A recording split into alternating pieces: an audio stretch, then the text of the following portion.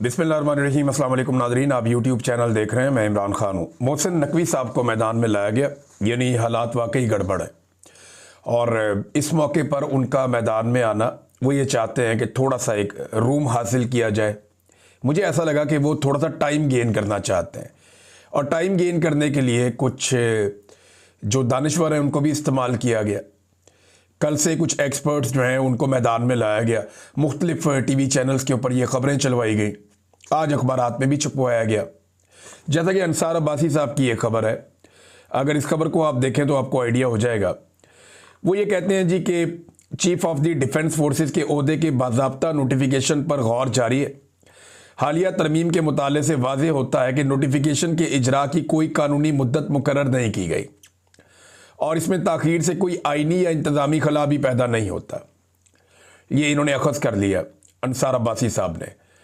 तो हम सारे जानते हैं, उनको भी बताया गया है कि उन्होंने जंग में अपनी बाई लाइन एक स्टोरी भी छाप दी है कि जनाब कोई प्रॉब्लम नहीं है, पाकिस्तान में सारी चीज़ें कानून और कायदे के मुताबिक चल रही हैं और पाकिस्तान में जनाब इस वक्त एक आर्मी चीफ भी मौजूद है, सारी चीज़ें कंट्रोल्ड हैं और कुछ ऐसा नहीं है जैसा मार्केट के अंदर या खबरों के अंदर जो बातें फैली हुई हैं, उनको नॉर्मलाइज करने की कोशिश कर रहे हैं।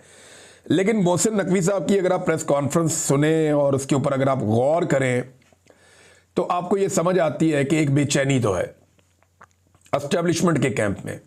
देखिए, मोहसिन नकवी साहब जो हैं वो एस्टेब्लिशमेंट के आदमी हैं, इनका गवर्नमेंट से कोई ताल्लुक नहीं है। आसिम मुनीर साहब से इनके ज़ाती ताल्लुकात हैं।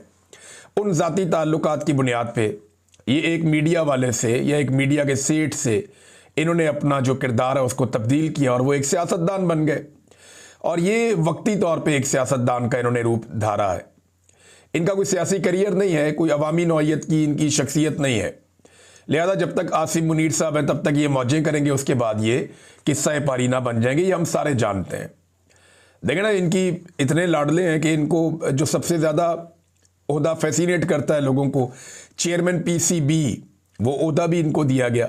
वजारत दाखिला जो सबसे बड़ी वजारत में से एक है पाकिस्तान में, वो वजारत भी इनको दी गई है। मोहसिन नकवी साहब जो है वो ताख़ीर की कोई वजह नहीं बता सके कि ये ताख़ीर क्यों हो रही है। लेकिन मोहसिन नकवी साहब की कुछ चीज़ें अगर आप सुने तो आपको आइडिया हो जाएगा। एक तो उन्होंने कहा कौन सा नोटिफिकेशन, यानी वो भोले बन गए।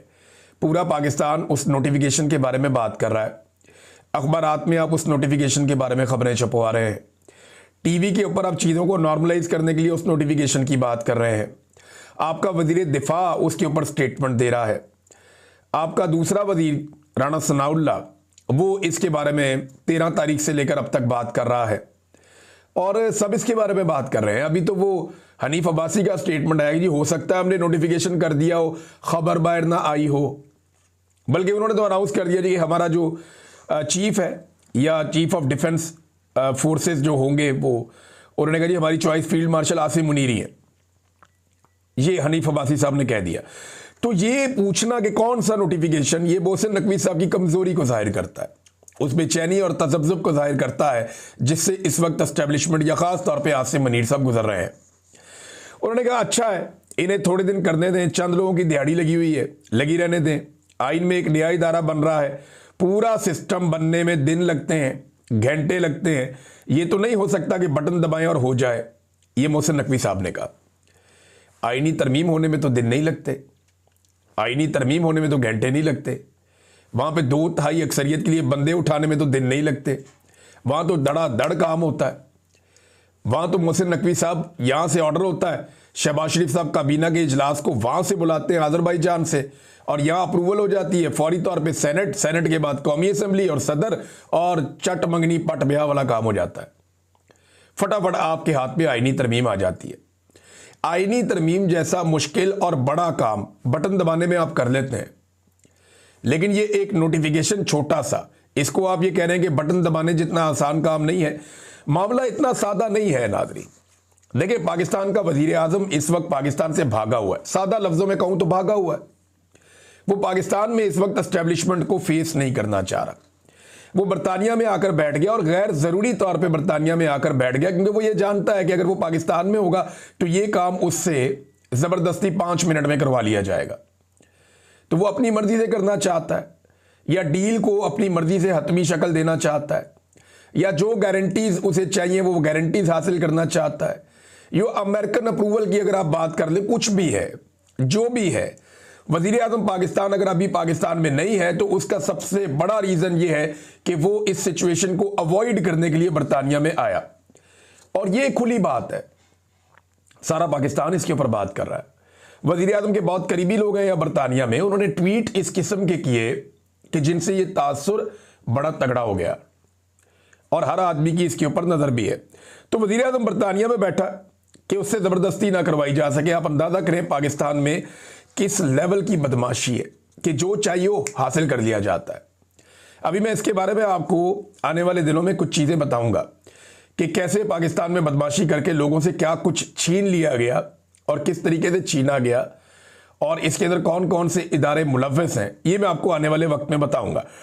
लेकिन अच्छी खासी जो है वो कमजोरी नजर आ रही है एस्टेब्लिशमेंट की और बेचैनी नजर आ रही है। देखें ना, अब शहजाद अकबर साहब ने चंद अफसरान की जो अंदरूनी एक खैंचातानी चल रही है उसके ऊपर कुछ चीज़ों को रिपोर्ट किया।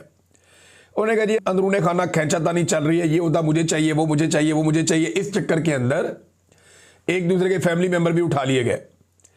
ये बात जो है शहजाद अकबर साहब ने रिपोर्ट कर दी। अब जब उन्होंने ये खैंचातानी रिपोर्ट की, इस पर बहुत तकलीफ हुई। मोहसिन नकवी साहब आए, उन्होंने आके धमकी भी लगा दी। उन्होंने कहा जी इनको उठाकर पाकिस्तान लेकर आएंगे, ये पाकिस्तान पहुंचेंगे, इनको जवाब देना पड़ेगा, आपको हम लेकर आएंगे।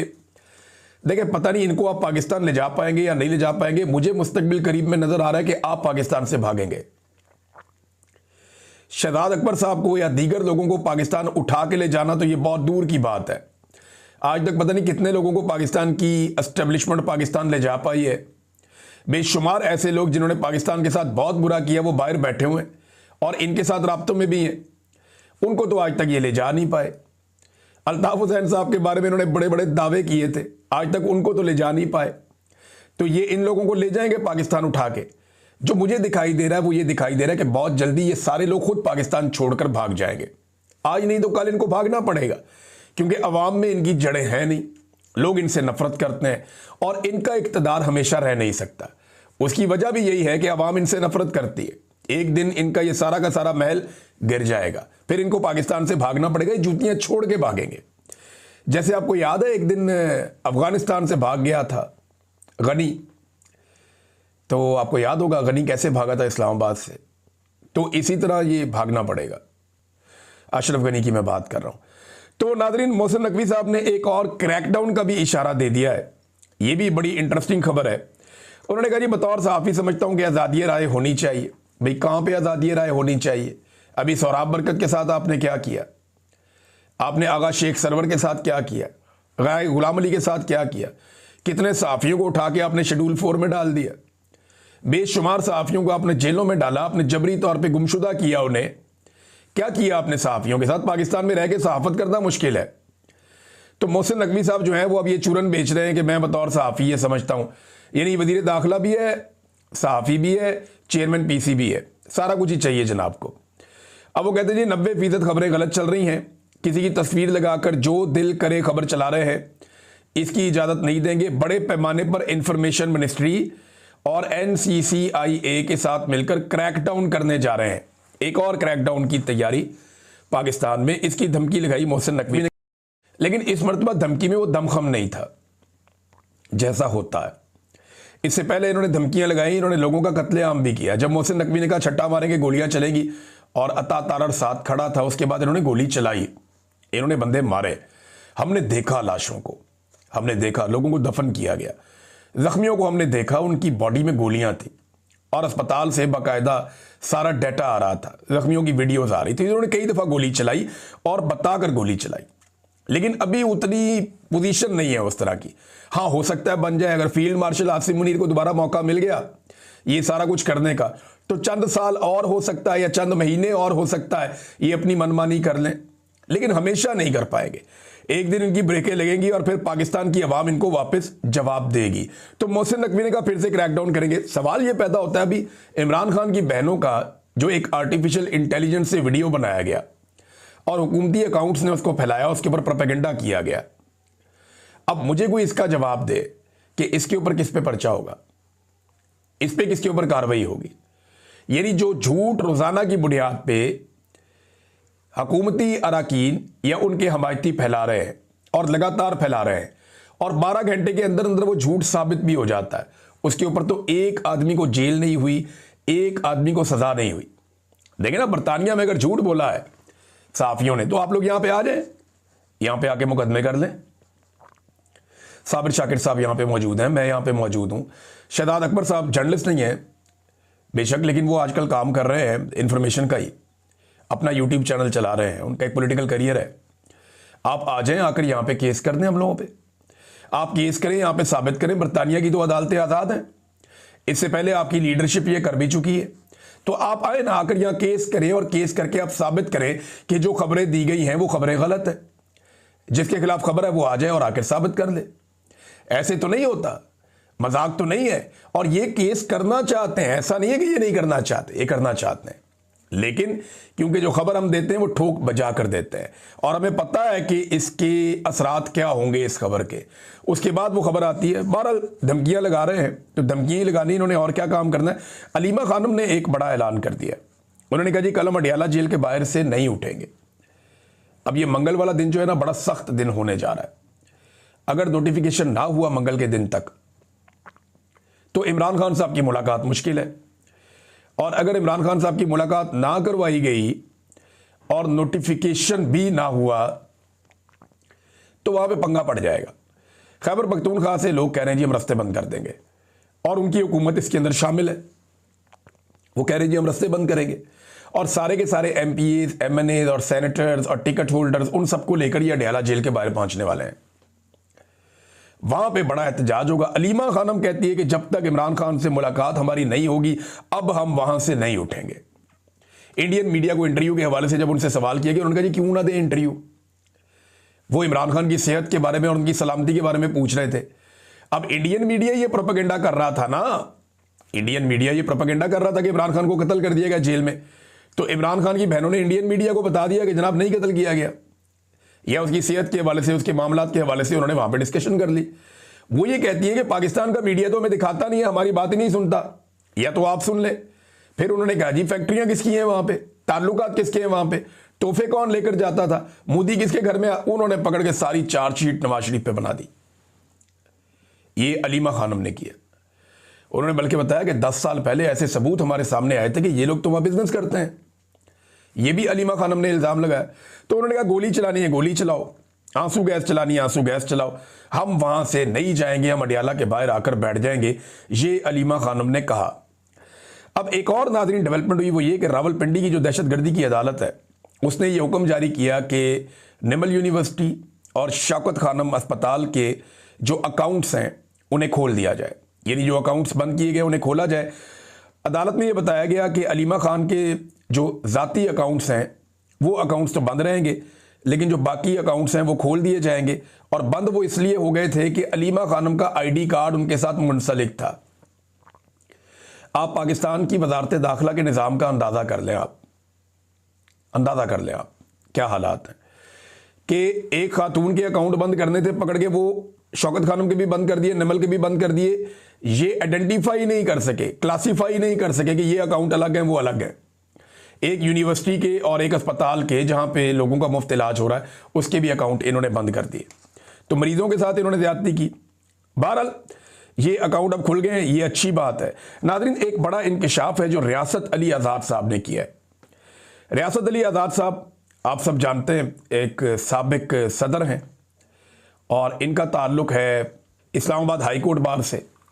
वो ये कहते हैं वफाकी आईनी अदालत इसलिए बनाई गई है कि एक सियासी जमात पाकिस्तान तहरीके इंसाफ पर पाबंदी लगाई जाएगी और रेफरेंस यहां भेजा जाएगा।